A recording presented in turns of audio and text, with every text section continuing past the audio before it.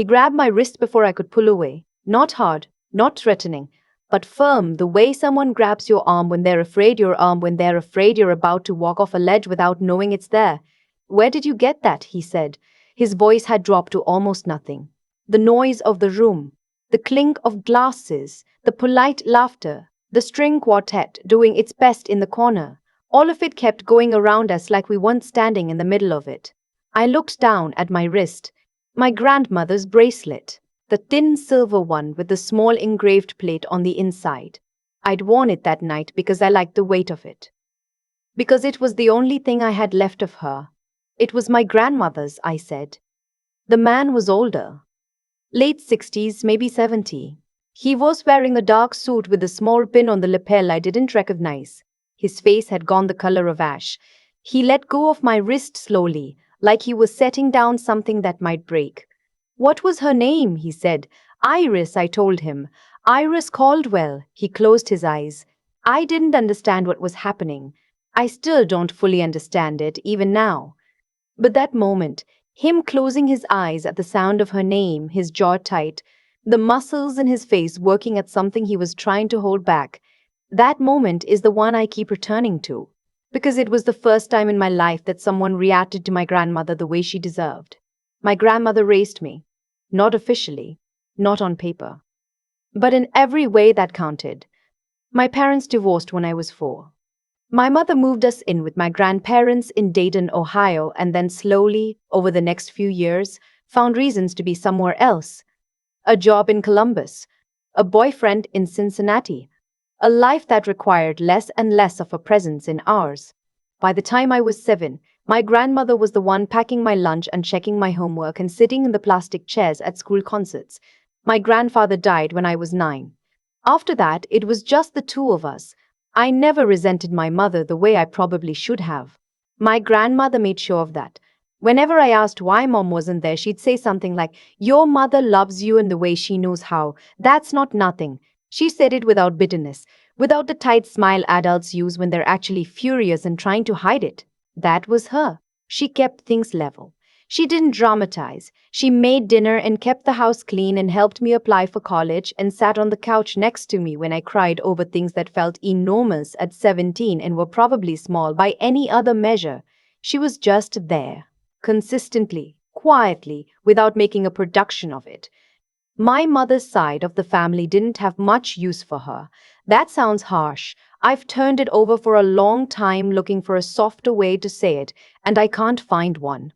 My aunt used to refer to her as your mother's mother. Not grandma, not by name, just that slight grammatical distance that keeps a person from becoming real. My uncle once said at Thanksgiving that she was a simple woman with the kind of smile that wasn't a compliment. She worked as a seamstress out of her home. She drove an old Civic. She didn't travel or invest or have opinions about wine. In a family that valued the appearance of success above most other things, she registered as background. I didn't see it clearly until I was older. When you're a child, your world is your world. You don't have the context to understand that the adults around you are sorting people into tiers. But I felt it. I felt it in the way they talked around her at holidays, in the way they direct questions to everyone in the room and let those questions arrive at her last, or not at all. She never seemed to notice. Or if she did, she never said so. She died on a Tuesday in February. She was 78.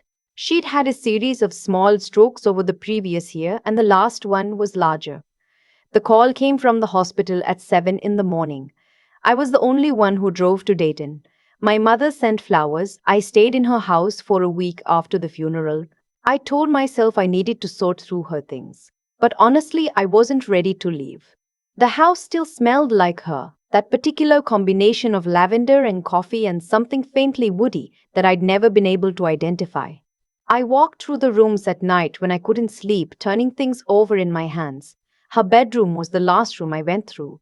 She was a neat person, everything in its place, nothing excessive. The closet had her clothes organized by color.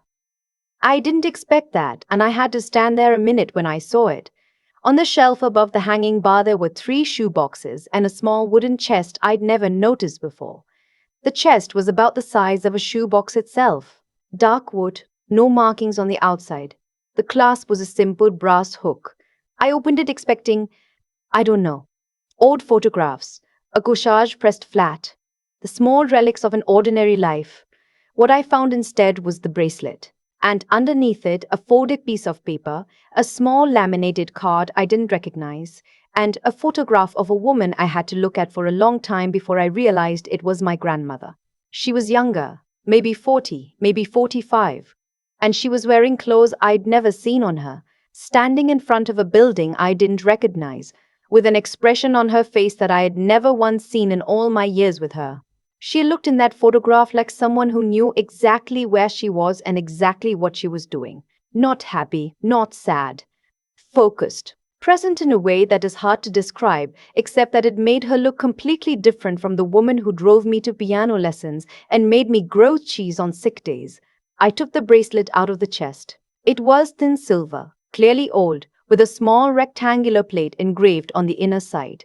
The engraving was a series of numbers and letters I didn't understand. Not a name, not a date.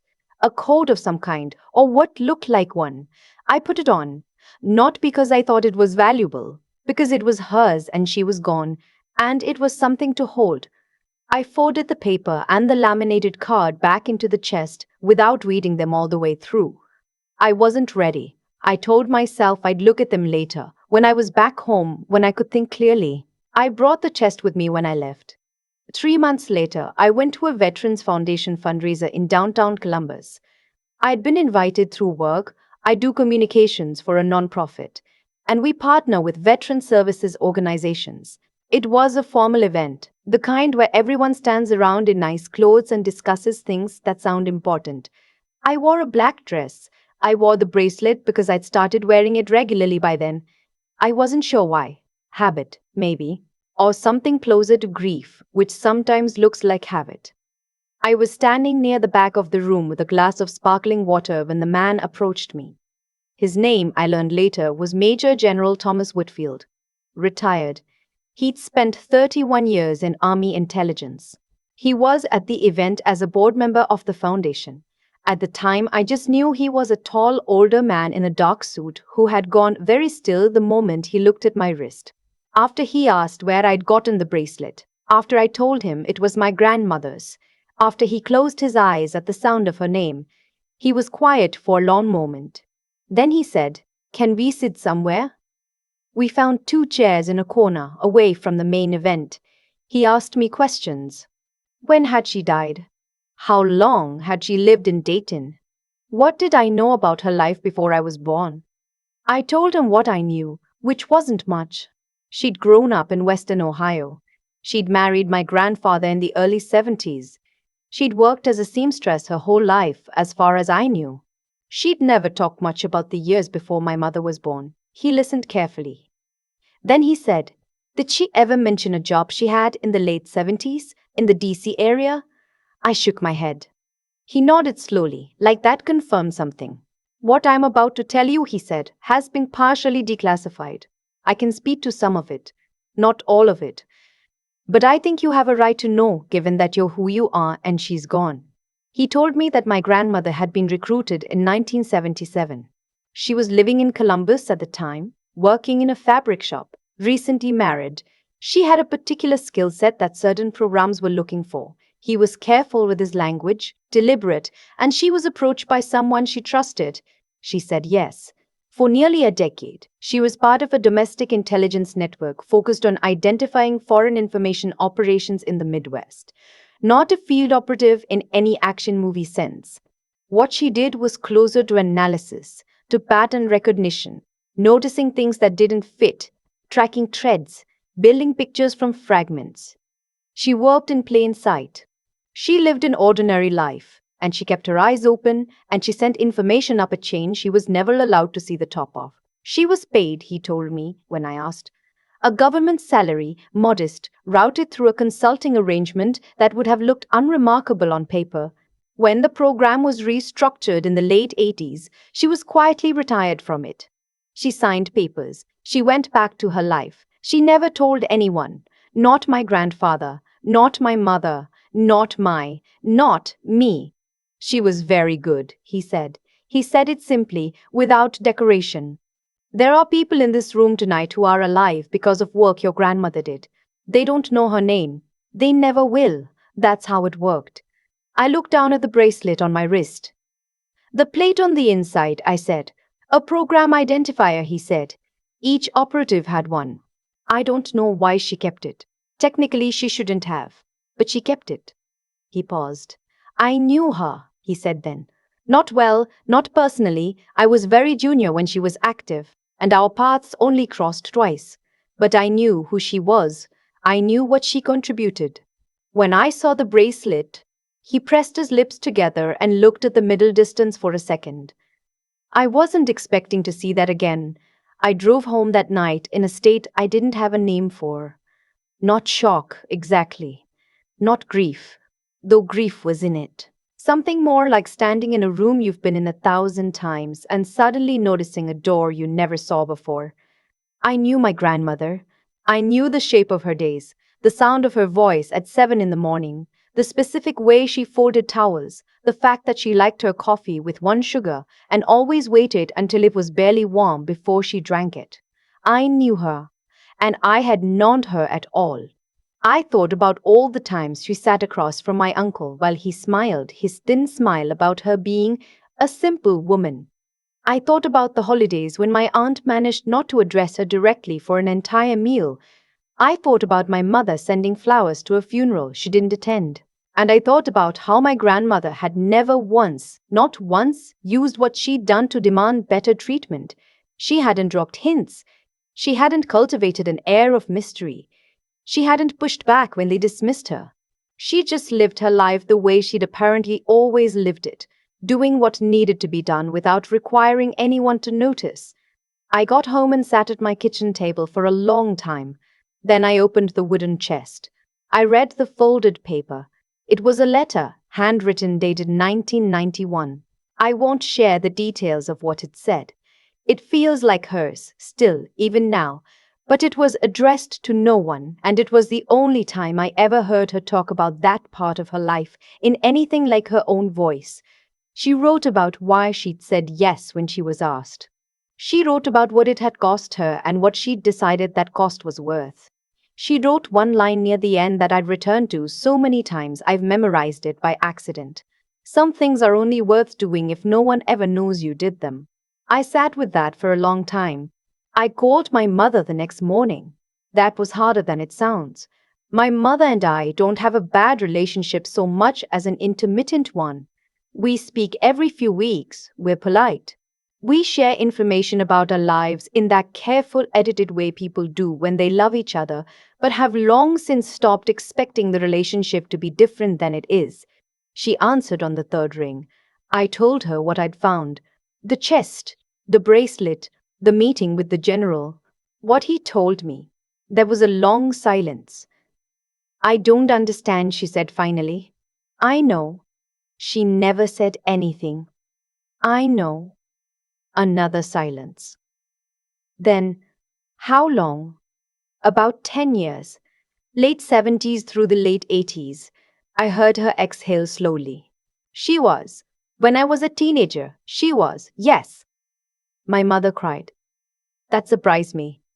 We don't cry on the phone, my mother and I. It's one of our unspoken rules. But she cried, and I listened, and I didn't rush her. Eventually she said, I sent flowers. I didn't say anything to that. I should have been there, she said. I should have been there years ago. I don't know why she stopped. I don't have a good reason. I know, I said. Did she know? I think she understood more than she ever said. That's the truth, and I believe it. My grandmother was a person who noticed things professionally, who built pictures from fragments, who understood human behavior at a level most people never reach. She knew exactly who her family was, and exactly what they gave her, and exactly what they didn't. She made peace with it in a way I'm still learning from. We stayed on the phone for almost 2 hours. My mother asked questions, and I answered what I could. She said she wanted to come to Dayton, to the house, before I sold it. I said okay. I kept the bracelet. That probably goes without saying. But I want to say it anyway. I kept the wooden chest too, and everything in it. I had a jeweler look at the bracelet. Not to appraise it, just to make sure the clasp was solid, because I plan to wear it for a long time and I don't want to lose it on a subway grate or a hiking trail. The jeweler asked if it had sentimental value. I said yes. He smiled the way people smile at that answer, like it's sweet and slightly ordinary. It's not ordinary. But I didn't explain. The general sent me a letter a few weeks after the fundraiser. A real letter, on paper, in an envelope. He wrote that he hoped the conversation had been more helpful than disorienting, that he'd thought about whether to approach me and had decided that someone deserved to know. He wrote that she had been, in his words, among the most careful and principled people he'd encountered in his career. He said he was sorry she'd passed without recognition. He said that was the nature of the work and she had understood that better than most. I read it twice and put it in the wooden chest with everything else. There are things I've had to sit with since then. Questions I can't fully answer. I wondered whether she was lonely with it. Whether there were nights she wanted to tell my grandfather, tell someone, and had to choose not to. The letter didn't address that directly. I don't know if the cost she wrote about was the secrecy specifically or something larger. The particular loneliness of doing something that matters and having no one to share it with. I wondered whether she would have wanted me to know. She kept the bracelet, which means she kept the evidence on purpose. She kept the letter. She didn't destroy any of it. Maybe that was her version of telling me, a message in a box on a shelf, waiting for someone to find it after she was gone, when it was safe. I've stopped being angry at my family. That surprised me too. I thought in those first weeks that the anger would grow, that knowing what she'd done would make their treatment of her feel even more inexcusable. And it did, for a while. But then it flattened out. Because what I keep coming back to is that she hadn't needed them to know. She hadn't measured her worth by what they thought of her. She'd understood something about herself that had nothing to do with their opinions. I'm 31 years old. I work a job I'm okay at. I live in a city I like well enough. I'm figuring out slowly what kind of person I want to be, what I want to carry, and what I want to set down. I think about my grandmother more than I used to. Not with grief exactly, not anymore. More like she's become a kind of reference point. When something feels hard and I'm tempted to make it easier by cutting corners or by needing someone else to tell me I'm doing fine, I think about her. I think about her in a fabric shop in Columbus in 1977, saying yes to something that would cost her something real, and then going home and making dinner and not telling a soul. She held a part of the world together for a decade, quietly, without credit, without even the small satisfaction of being misunderstood in an interesting way. She was just a seamstress from Dayton. She was the most extraordinary person I've ever known. I wore the bracelet today. I wear it most days. The clasp is solid. The jeweler did good work. The little engraved plate catches the light sometimes when I'm doing something ordinary, washing dishes, typing, reaching for something on a shelf. And I see it and I think, some things are only worth doing if no one ever knows you did them. I don't know if I'll ever be that kind of person, but I'm trying to learn from one. If you're listening to this and there is someone in your life who shows up quietly, who doesn't demand credit, who doesn't ask to be centered, who just holds things steady without making a performance of it, I hope you'll go home and tell them something true. Not because they need it, but because you'll need to have said it. Don't wait until you're standing in an empty house at night, turning things over in your hands, wishing you had asked better questions when there was still time. I sat beside her empty hospital bed the morning after she died. I held the railing because I needed to hold something. I told her things I should have said before. I don't know if it counts. I hope it counts. Thank you for listening. And if this story stayed with you, leave a comment below. I read every single one. And if you haven't already, subscribe to Humble Bearing. I'll see you in the next one. I've thought a lot about what my grandmother understood that the rest of us didn't. Not the classified things. Not the program, the bracelet, the identifier on the inside of that silver plate. I mean something simpler and harder than that. She understood that the value of what you do isn't keyed in whether anyone sees you do it.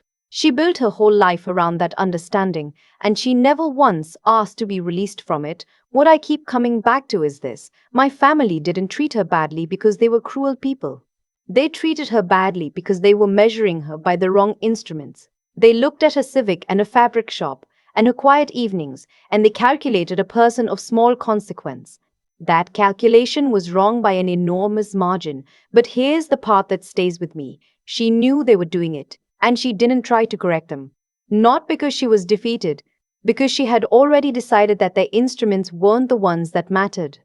That's not something most people manage. Most of us, I include myself in this, want to be understood by the people around us. We want the people we love to see us accurately. When they don't, we feel it as a kind of wound, and we spend real energy trying to close it. We explain ourselves. We hint. We arrange situations so that our value becomes obvious. Iris didn't do any of that. She just kept doing the work. I think about that whenever I'm tempted to shrink something I'm doing because no one's noticing. Or whenever I catch myself needing someone else's acknowledgement before I can feel sure I made the right call. I think about a woman sitting in a fabric shop in Columbus in 1977, saying yes to something that would cost her her privacy for a decade, knowing the whole time that she would never be able to tell a single person she loved. There's a word for what she had, and it's not courage in the cinematic sense. It's more like integrity at the cellular level, the kind that doesn't require an audience because it was never performing for one. She did what she believed was right. She accepted what that required, and she went home and made dinner. Thomas Whitfield told me there are people alive because of her work. They don't know her name. They never will. She knew that too going in. I sat in my car outside the fundraiser that night for a long time before I could drive. Not because I was sad exactly. Because I was recalibrating something. The whole frame I'd used to understand my grandmother, kind, steady, uncomplicated, easy to overlook, had just turned inside out, and what was on the inside was larger and more precise and more intentional than anything I'd imagined. She left me the bracelet. She left me the letter. She left me the line I've memorized by accident. Some things are only worth doing if no one ever knows you did them. I don't know if I'll ever be that disciplined, but I know the direction I want to move in. I know what kind of person I'm trying to become when no one's keeping score. That's what she gave me, not a secret, not a revelation, a standard, and I intend to try to meet it.